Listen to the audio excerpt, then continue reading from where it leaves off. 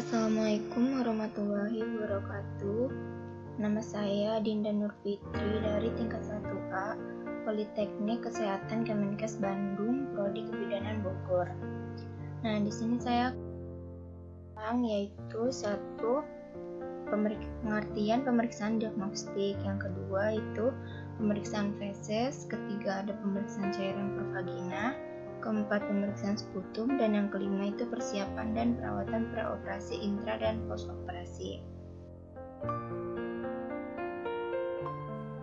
Lanjut ke pemeriksaan diagnostik. Apa itu pemeriksaan diagnostik?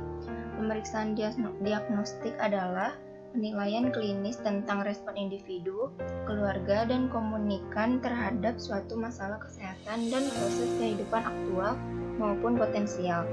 Hasil suatu pemeriksaan laboratorium sangat penting dalam membantu diagnosa, memantau perjalanan penyakit, serta menentukan prognosa. Karena itu, perlu diketahui faktor yang mempengaruhi hasil pemeriksaan laboratorium. Yang pertama itu ada pemeriksaan feses. Pengertiannya yaitu menyiapkan feses untuk pemeriksaan laboratorium dengan cara pengambilan tertentu. Tujuannya itu untuk menegakkan diagnosa. Untuk pemeriksaan lengkap meliputi warna, bau, konsistensi, lendir, darah, dan telur cacing. Tinja yang diambil itu adalah tinja yang segar.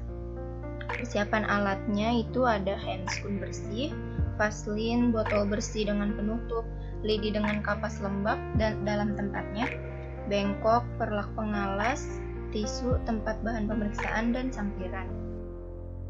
Prosedur tindakannya yaitu yang pertama, mendekatkan alat, lalu menjelaskan kepada pasien tentang tindakan yang akan kita lakukan. Lalu yang ketiga itu menutup sampiran untuk menjaga privasi pasien. Yang keempat itu cuci tangan dan memakai handscoon. Yang kelima itu memasang perlak dan pengalas. Yang keenam itu melepas pakaian bawah pasien. Jangan lupa sebelumnya itu meminta izin persetujuan terlebih dahulu. Lalu yang ketujuh itu mengatur posisi dorsal recumbent atau posisi seperti orang mau melahirkan. Yang kedelapan itu telunjuk diberi vaselin, lalu dimasukkan ke dalam anus dengan arah ke atas, kemudian diputar ke kiri dan ke kanan sampai teraba adanya tinja. Lalu yang kesembilan itu setelah didapatkan, lalu dikeluarkan perlahan-lahan dan dimasukkan ke dalam tempat yang sudah disediakan. Lalu yang ke-10 itu anus dibersihkan dengan kapas lembab dan dikeringkan dengan tisu. Selanjutnya itu merapikan alat, lalu melepas handscoon. Lalu merapikan pasien kembali dan mencuci tangan. Lalu yang terakhir itu dokumentasikan tindakan. Pemeriksaan cairan pervagina. Pengertiannya itu pemeriksaan cairan vagina dengan cara mengambil cairan vagina menggunakan kapas lidi steril. Normalnya itu cairan vagina berwarna bening atau keputihan dan tidak berbau. Cairan ini dapat meningkat dan mengeluarkan bau khas yang berbeda pada masa menyusui, ovulasi, atau saat Anda terangsang seksual. Tujuannya itu untuk menegakkan diagnosa. Persiapan alatnya itu ada handscoon bersih, kapas lidi steril, objek gelas, bengkok, spekulum, kain kasa, kapas sublimat, dan perlak. Prosedur tindakannya itu yang pertama mendekatkan alat, lalu menjelaskan kepada pasien tentang tindakan yang akan dilakukan, lalu menutup sampiran, lalu membuka atau menganjurkan pasien untuk membuka pakaian bagian bawah. Sebelumnya jangan lupa juga meminta izin untuk melakukan tindakan. Lalu memasang pengalas di bawah bokong pasien. Selanjutnya itu mengatur posisi pasien, yaitu posisi dorsal recumbent seperti orang yang melahirkan. Lalu yang ketujuh itu mencuci tangan dan memakai handscoon.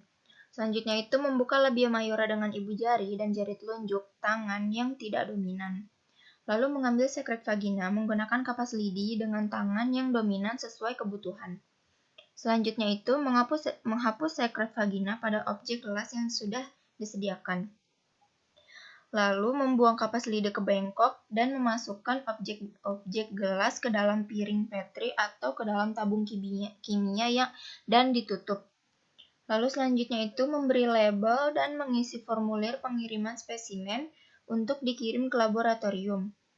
Lalu selanjutnya itu merapikan alat kembali, Lalu melepas handscoon dan cuci tangan, dan yang terakhir itu dokumentasikan tindakan.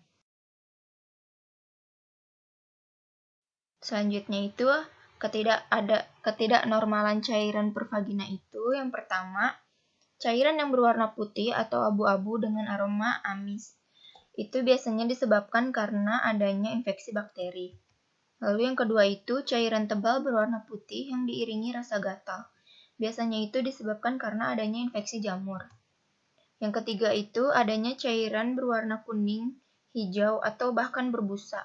Nah, itu biasanya disebabkan karena adanya infeksi parasit. Yang keempat itu cairan vagina yang menyebabkan area di sekitar organ kelamin itu melepuh. Itu biasanya disebabkan oleh virus herpes.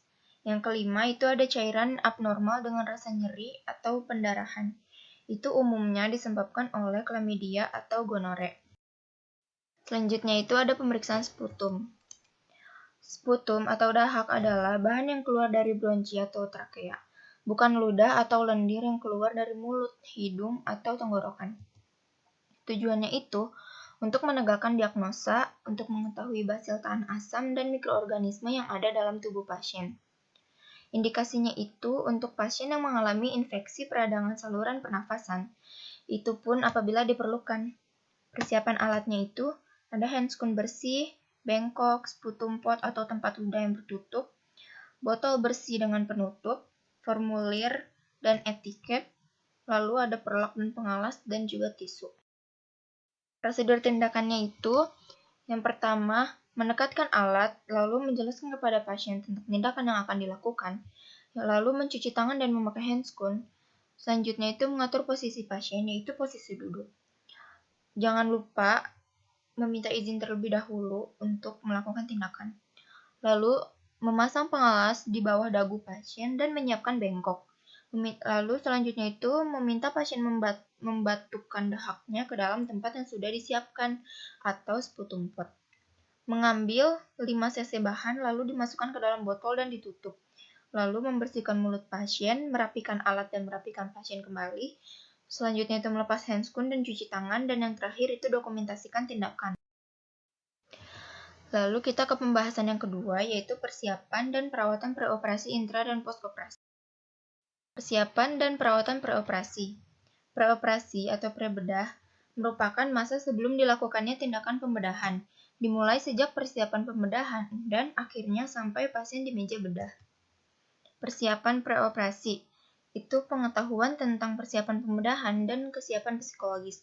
Prioritas pada prosedur pembedahan yang utama adalah informed consent atau pernyataan persetujuan klien dan keluarganya tentang tindakan yang akan dilakukan yang berguna untuk mencegah ketidaktahuan klien tentang prosedur yang akan dilaksanakan.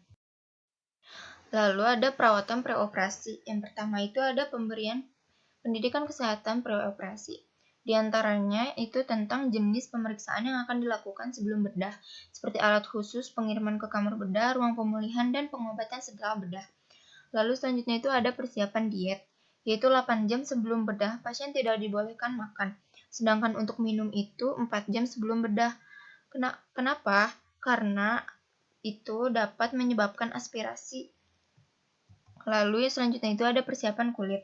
Membebaskan daerah yang akan dibedah dari mikroorganisme dengan cara membersihkannya. Lalu bila terdapat rambut maka harus dicukur terlebih dahulu. Selanjutnya itu latihan nafas dan latihan batuk. Untuk meningkatkan kemampuan pengembangan paru-paru, pernafasan yang dianjurkan adalah pernafasan diafragma. Selanjutnya itu ada latihan kaki. Itu untuk mencegah dampak tromboflebitis. Lalu yang terakhir itu ada latihan mobilitas dan pencegahan cedera. Itu tujuannya untuk mencegah adanya komplikasi dan mengatasi resiko terjadinya cedera. Persiapan dan asuhan preoperasi. Yang pertama itu ada konsultasi dengan dokter obstetrik, ginekologi, dan anestesi. Yang kedua itu ada pramedikasi atau obat yang diberikan sebelum operasi dilakukan. Yang ketiga itu ada perawatan kandung kemih dan usus. Yang keempat itu mengidentifikasi dan melepas protesis seperti lensa kontak, gigi palsu, kaki palsu, perhiasan, dan lain-lain itu harus dilepas sebelum pembedahan. Lalu selanjutnya persiapan fisik seperti status kesehatan, status nutrisi, keseimbangan cairan dan elektrolit, kebersihan lambung dan kolon, pencukuran daerah operasi, dan personal hygiene. Ini ada persiapan dan asuhan intraoperasi. Asuhan intraoperasi itu merupakan bagian dari tahapan asuhan perioperatif. Hal yang perlu dikaji dalam intrabedah adalah pengaturan posisi pasien, berbagai masalah yang terjadi selama pembedahan mencakup aspek pemantauan fisiologis, perubahan tanda vital, lalu sistem kardiovaskuler, keseimbangan cairan dan pernafasan. Selain itu, lakukan pengkajian pada tim dan instrumen pembedahan serta anestesia yang diberikan. Selanjutnya itu ada persiapan intraoperasi. Yang pertama itu penggunaan baju seragam bedah, lalu yang kedua itu mencuci tangan sebelum pembedahan, yang ketiga menerima pasien di daerah bedah, lalu pengiriman dan pengaturan posisi di kamar bedah, lalu pembersihan dan persiapan kulit, dan selanjutnya penutupan daerah steril, lalu pelaksanaan anestesia, dan yang terakhir pelaksanaan pembedahan. Persiapan dan perawatan post-operasi. Pos atau pasca operasi merupakan masa setelah dilakukan pembedahan yang dimulai sejak pasien masuk ke ruang pemulihan dan berakhir sampai evaluasi selanjutnya. Setelah tindakan pembedahan, ada beberapa hal yang perlu dikaji, di antaranya yaitu status kesadaran pasien, kualitas jalan nafas, sirkulasi, dan perubahan tanda vital yang lain, lokasi daerah pembedahan dan sekitarnya, serta alat yang digunakan dalam pembedahan. Perawatan post-operasi. Yang pertama itu ada respirasi, yaitu mempertahankan respirasi dengan latihan bernafas. Lalu penyembuhan luka, yaitu meningkatkan penyembuhan luka dan mengurangi rasa nyeri. Pastikan luka tidak mengalami pendarahan yang abnormal. Selanjutnya itu keseimbangan cairan dan elektrolit, yaitu memberikan cairan sesuai kebutuhan pasien, serta mempertahankan nutrisi yang cukup. Selanjutnya eliminasi, yaitu mempertahankan asupan dan output, serta mencegah terjadinya retensi urin. Lalu ada sirkulasi, yaitu pasien dilatih agar tidak duduk terlalu lama, dan kaki harus pada tempat duduk untuk memperlancar vena. Lalu selanjutnya kepulangan pasien, yaitu merencanakan kepulangan pasien dan memberikan informasi kepada pasien dan keluarganya tentang hal yang perlu dihindari dan dilakukan sehubungan dengan kondisi atau penyakit post-operasi. Cukup sekian dari saya. Jangan lupa di-follow dan subscribe channel ini. Terima kasih, semoga bermanfaat.